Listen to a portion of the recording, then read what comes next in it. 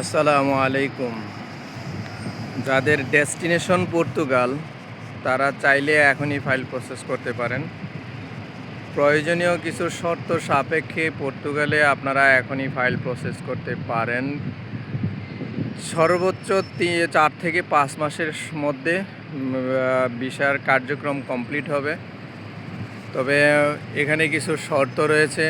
কি কি শর্ত রয়েছে সেই শর্তগুলো জানার জন্য আমার ভিডিওর ডেসক্রিপশনে নাম্বার দেওয়া আছে, আপনারা চাইলে সেই নাম্বারে ফোন দিয়ে বিস্তারিত জেনে নিতে পারেন।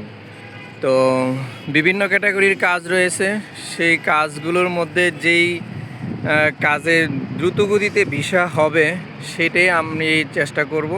সেই কাজের জন্যই সর্বাধিক প্রাধান্য দেওয়া হবে।